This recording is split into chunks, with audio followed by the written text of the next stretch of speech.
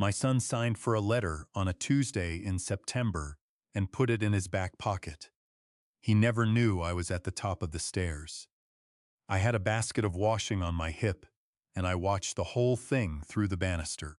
He took it off the carrier, he looked at the front of it, and instead of dropping it on the hall table with the rest, he folded it once and put it away. That was all. It took about 4 seconds. I've watched people take mail that wasn't theirs for 30 years. Doorways, sorting offices, once in the back of a van outside a school. There's nothing to see. No look on the face. No boy swallows. What there is exactly what my boy did. The small fold. You make a letter smaller so it stops being a letter and starts being a thing in a pocket. I went back down and put the washing on and said good morning to him. He said good morning back. He still had his coat on. If you're still with me, subscribe to True Deceit Stories and put in the comments where you're listening from tonight. I'd like to know. Now I've got to tell you about my father, because none of the rest of it makes sense otherwise. Teofilo Bacani came to Seattle in 1946 and went up to the canneries that first summer and every summer after for 31 years. He was 19. He carried a wooden trunk with his name stenciled on the lid, and when the stencils wore off, he did it again over the top of the old one, and you can count the years on that lid like rings. He died in 2021. He was 94. We hadn't really talked since 1997. I say really because we talked. We were in rooms together for 24 years. 2 christenings, 2 funerals, 1 hospital, and we discussed the feather and the mariners, and whether the Agate Pass Bridge was backed up, and I could do it now, today, word for word, both parts. Here's what happened, and I'm not going to make it sound better than it was. I was a postal inspector. 30 years. It's a strange job to explain at a party, so I stopped trying somewhere around 1991. People hear post office and they think of a counter. The work is fraud and theft, and now and then something worse, and the common thread is that it all went through the mail at some point, and that's the door I came in by. In '97, I got handed a case in the International District. There was a shop on Maynard Avenue where money went home to the Philippines. Cash in over the counter, a phone call, and somebody's mother collected it in vegan the next day. It had run like that since about 1960. There was no license for any of it, and there never had been, and the receipts went out by post, and that last part is why it landed on my desk instead of somebody else's. The man who ran it was Bienvenido Sarmiento. He stood up at my christening. My father called him compare for 50 years, and my father had been sending money through that counter every month since 1961. He wasn't a target. I want that clear, because it's the thing everybody gets wrong. Nobody was ever going to charge my father. He was a witness, and the choice they put to a 70-year-old man was to say what he knew or to be looked at as part of it. He testified. He was on the stand 19 minutes. I've read the transcript more times than is good for me, and there's nothing in it. He says yes. He says the amounts. He says he doesn't know how it worked at the other end. Afterwards, he said one thing to me in the corridor, in Ilocano, so the lawyers wouldn't follow it, and I've never told anybody what it was, and I'm not going to start now. I did my job exactly the way I was supposed to. I declared him. I was walled off from the file. Somebody else took his statement, and I never read it until it was public. None of that made any difference to him, and I've stopped pretending I don't understand why. He left me the passbook. That's the whole estate that matters. There's a house that went to my sister, and there's the trunk, but the passbook is the thing. $230,000, paid in over 61 years, in amounts between $11 and $40. Every line stamped by a teller. Every deposit a Friday. I sat at the kitchen table with that book for a long time the week after the funeral. You can see the whole man in it. The overtime years, The lean ones, the week he clearly did not get paid. There's a gap in 1979 when my mother was ill. There's $4 in a week in 83, and I don't know what happened in 83. There was no letter with it. I looked. I went through that trunk twice. I didn't do anything with the money. It sat where it was for 2 years. Anything I thought of doing with it felt like spending the man rather than the money, and I never got past that. Dante and Rhea moved in with me in the spring of 2024. Dante's my son. He's 38. They'd been renting a place off Finn Hill and the owner sold it out from under them with 11 weeks' notice. And they had a boy about to start school, and I've got 4 bedrooms, and I was on my own. I want to say the good part before I say the rest, because the good part was real. Nico's 7. He learned to ride a bike in my driveway. Rhea puts my post on the hall table, in a stack squared up at the corners, which Marisa used to do, and I never told her that, either. There were 15 good months in that house. The letter I watched my son pocket was the 23rd of September. I knew what it was, not what it said. What it was. The post office writes to you when your mail gets moved somewhere else. The old address always, that's the whole point of it. They write to the place you're leaving, so somebody there finds out. It's been that way as long as I've been alive. It's the single best thing in the system, and almost nobody knows it's there. So I stood on my own landing at 10:30 in the morning, holding a basket of my own washing, and I knew my mail was going somewhere else. And I knew my son had just put the notice about it in his back pocket. I didn't say anything. Not that day, not that week. 11 weeks, in the end. The thing that told me the rest was a piece of paper in the printer. Rhea printed something on the 2nd of October and took the top sheet and left the one under it, and I found it face down in the tray on the Thursday when I went to print a form for the boiler service. It was a statement. My name, my date of birth, and an address on Pinewood Loop in Silverdale that I've never been to in my life. 4 cards, all opened in August. Just over $61,000 between them. I stood in my own hallway holding that page for a while. Here's the part I'd change if I could, and I've had a year to think about it. I put it back in the tray, face down, same way round. I don't know if that was clever or cowardly, and I've stopped grading it. 2 nights after that, I was out on the back step with a cup of tea at about 10, and the little window over the sink was cracked open, the way Rhea leaves it when she's cooked. And I heard the 2 of them. Her voice mostly. Not angry. Tired, a bit. The way you sound when you're doing sums at the end of a day. She said the Silverdale box was the only bit that worried her, and it was paid up till March. Dante said something short. It went up at the end. She said, if it comes back on him, we say he signed it, because he signs everything you put in front of him, and he doesn't read any of it. Then she said the thing. She said, he doesn't open his post anyway, and it's not like he's going to need the credit. 30 years of it. 30 years of other people's mail, of standing in wet driveways at 6 in the morning, writing down what was in a box that wasn't mine, of telling women in their 80s that the man from the church had been taking their checks. And I'm the one whose post doesn't matter. I sat out there till the light in the kitchen went off. There's a rail on that step my father put in when he could still do that sort of thing, and I ran my thumb along the underside of it where the weld is rough. I do that. I've always done that. I want to tell you what the job actually teaches, because it isn't what people think. It isn't reading people. I've been wrong about people my whole life, including this one, including the woman squaring up my post on the hall table. It's this.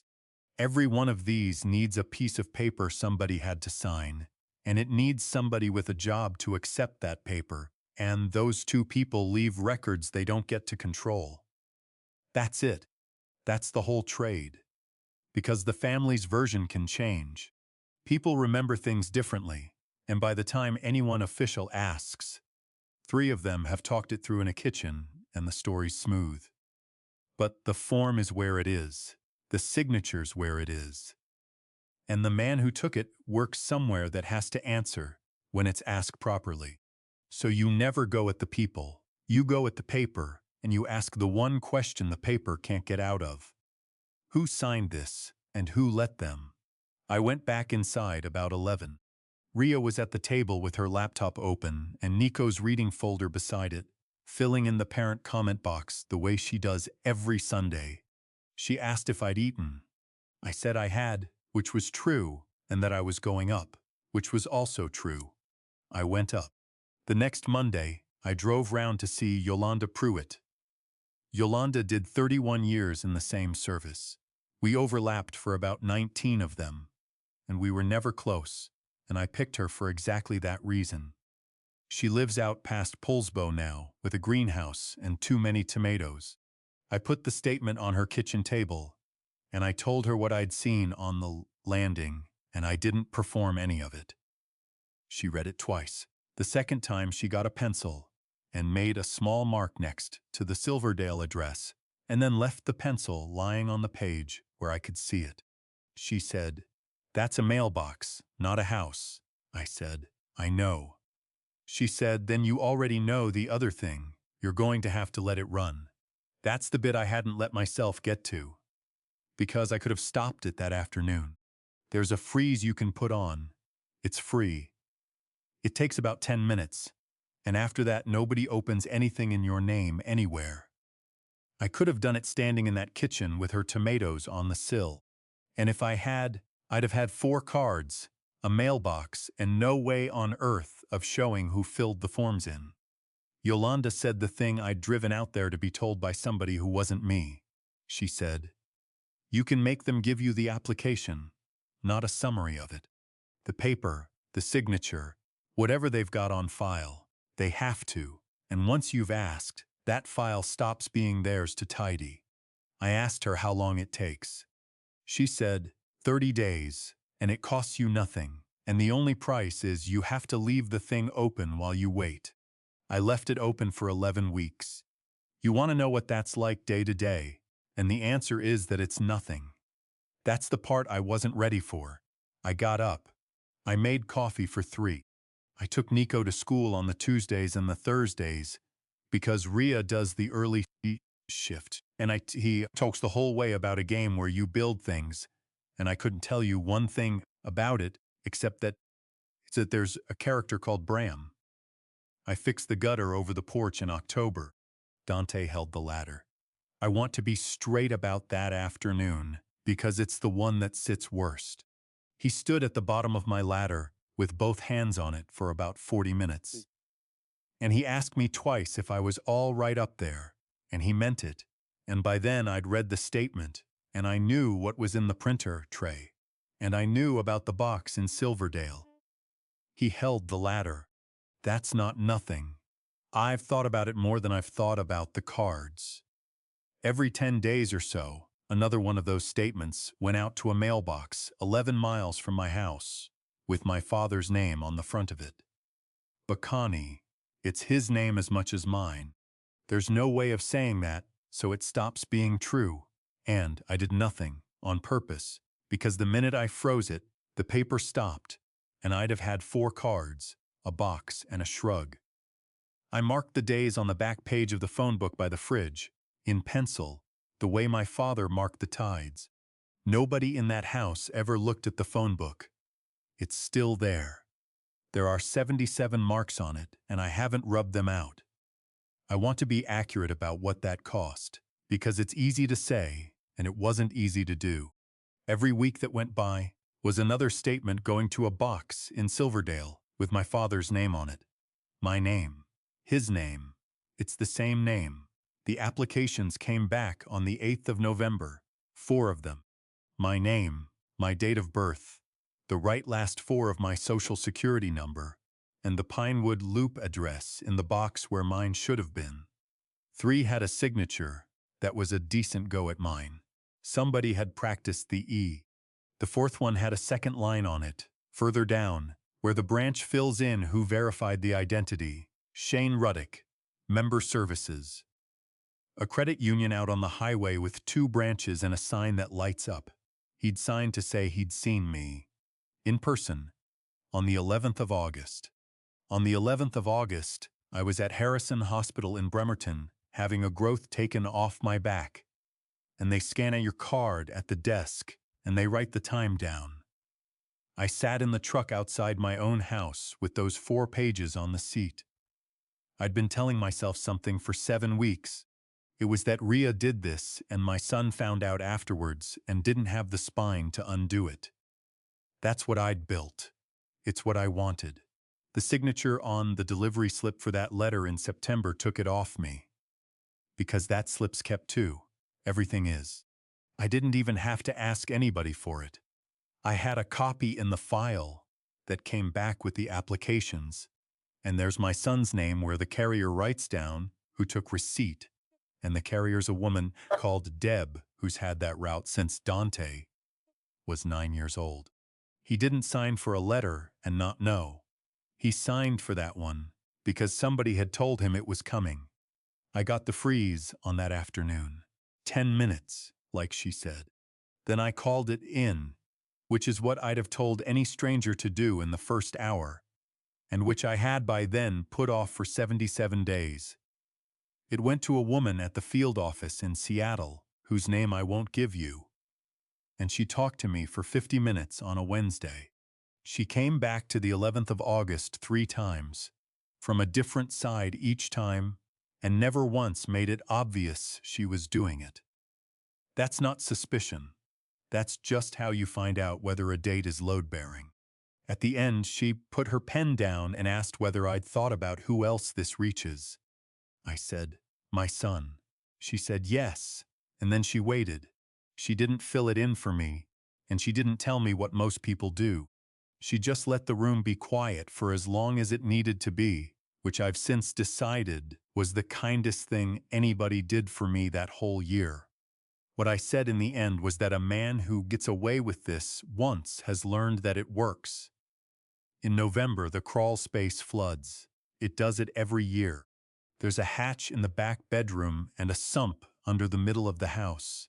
And when the rain comes down off the ridge for 4 days straight, the water comes up through the crawl space, and if nobody resets that pump, the whole floor goes cold and till March. I can't get under there. I never could. I'm 6'2" and there's 19 inches between the joists and the water.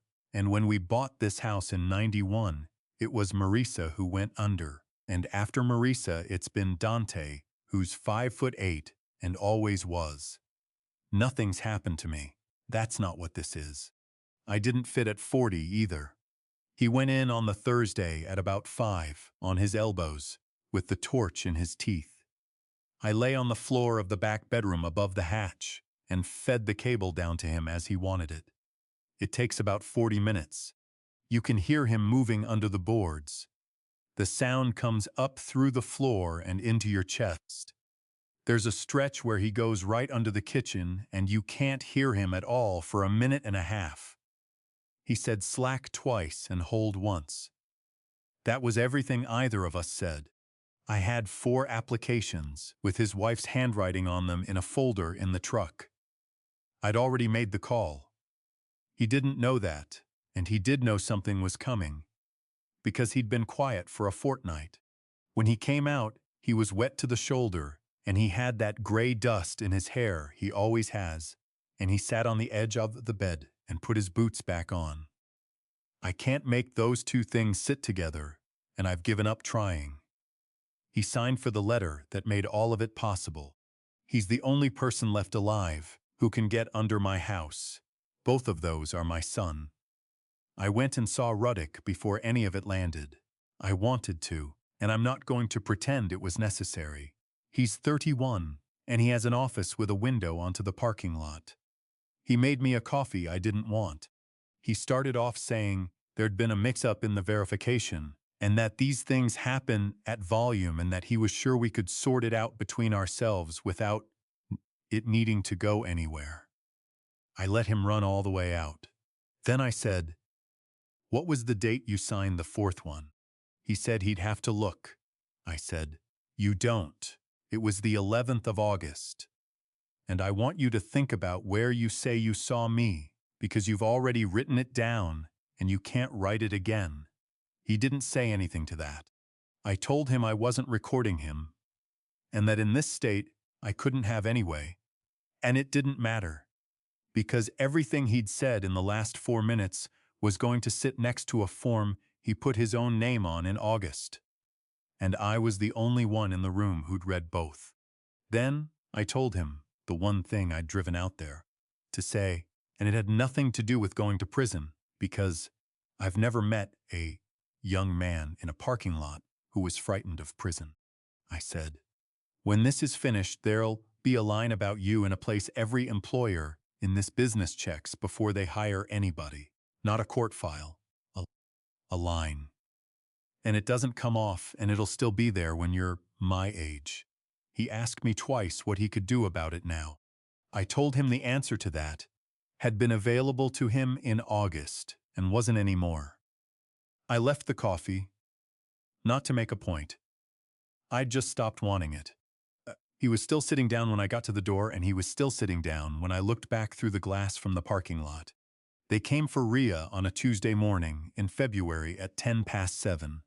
I want to tell you what that's actually like, because I'd sat outside a lot of houses at 7:10, and I'd never once been inside one. It's quiet. That's the thing nobody says. 2 of them at the front, and 1 round the side, and it's all very ordinary and slightly apologetic, and one of them wiped his feet. Nico was at the table with his cereal. Dante got him up and took him through to the back room and put the television on. And he did it fast and gently and without being told, and I've thought about that 100 times since. Rhea didn't shout. She's never shouted in this house. She asked if she could put proper shoes on, and they said yes. And she went upstairs with one of them standing at the bottom, and she came down in the boots she wears for the school run. At the door, she turned round and looked at me. Not at Dante. At me. She said, "You let it go on for 3 months. And she was right, and I've never once been able to explain to anybody why that's the sentence I still hear at 4 in the morning and not any of the others. Then, she was in the car. The car went up the hill past the Ericksons' place and turned left. And that was it. Dante stood in the doorway until it was out of sight. Then he went and turned the television off in the back room and sat down on the floor next to his son, and I heard him say, 'It's all right, mate,' in a voice I hadn't heard him use since Nico was a baby. I stayed in the hall. There was cereal going soft in a bowl on the table, and nobody moved it for about 2 hours. Dante sat down on the second stair with his back against the wall. I asked him one question. I asked him when he knew. He said, "When I signed for the letter." He didn't dress it up, and he could have. He could have said he thought it was something else, and I'd have had to take that, because there's no way of proving what a man thinks about an envelope in his hand, he said. I kept looking for you to notice, and you didn't, and I decided that meant you were all right with it. I watched him the whole way through it, and what I kept catching was his hands. They're my father's hands. The same short fingers and the same flat thumbnail, and I'd known that since he was about 11 and had not thought about it in 20 years. The boy who used to go under that house behind him wasn't in the hallway. There was a man of 38 on my second stair with crawl-space dust still in his hair from the Thursday, saying the true thing 4 months after it would have done any good. The cards came off in March. There wasn't much to argue about once the 11th of August was in front of them. Either I was at that desk in Silverdale or I was face down on a table in Bremerton, and the hospital keeps a book. About 9,000 of it had gone and isn't coming back, and I've made my peace with that. Rhea pleaded in the summer. She didn't go to prison. She's got 2 years of supervision, and she's at her mother's in Bremerton. And Nico's here from Thursday to Sunday, and none of that was decided by any of us. It got settled at a table in Port Orchard by a woman we'd both met twice. Dante wasn't charged. He went in and told them the whole of it before there was any deal on the table, or any suggestion of one. Nobody made him, and nobody had asked yet. He's still here. He's driving for a plumbing outfit in Poulsbo, and it's less money than he was on. Shane Ruddock isn't in banking. There's a line where I said there'd be a line. He doesn't open his post anyway, and it's not like he's going to need the credit. I've had a year with that, and the second half's true. I'm 68, and I've got a house and a passbook and no plans. She was right about the credit. It's the first half I can't put down. Because the post is the whole of it. It's a Friday and a teller's stamp. 61 years of them. $11 and $30, and once, in 1983-4. It's a man walking to a counter on Maynard Avenue every month for 36 years to send money to a woman in Vegan. That's what post is. It's the only thing my father ever said to me that he didn't have to say out loud. In April, I spliced the rope. The trunks had one handle since 1989. I dropped my end of it, moving him out of the Beacon Hill house, and the rope went, and he picked the whole thing up by the other becket and carried it to the truck on his own, and neither of us ever said a word about it. 37 years. I did it the way he did net line on the dock at Kingston. Unlay the old, marry the new, 3 tucks each way against the lay, and roll it under your boot on the floor to bed it down. It's not a repair. It comes out a fat knuckle you can feel through your palm, and the new Manila's the color of straw against 60 years of black, and it'll never weather to match, not in my life and not after. 2 ropes. Joined. Still plainly 2. In 80 years somebody will run a thumb over that swelling and know exactly where one fence stopped and another one started. I carry it by both ends now. There's nobody the other side of it, so I go a few feet, set it down, and go again. It takes 4 stops to get it from the garage to the back bedroom, and I've stopped minding that. Nico asked me last month what was in it. I said papers mostly, and a man's name. He asked whose name. I told him it was his. So that's the story, and here's the part of it that belongs to you, rather than to me. The people who empty you out are almost never the ones you were watching. And it doesn't start with money going missing. It starts with post that stops arriving. Something you used to get every month. A statement, a bill. The boring one you don't open. It stops. You don't notice because who notices a thing that doesn't happen? If something stopped coming, that's not the post office. Somebody asked for it. Go and check who. Do that this week. It's free, it takes a morning, and it's the one thing I never did in 30 years of telling other people to.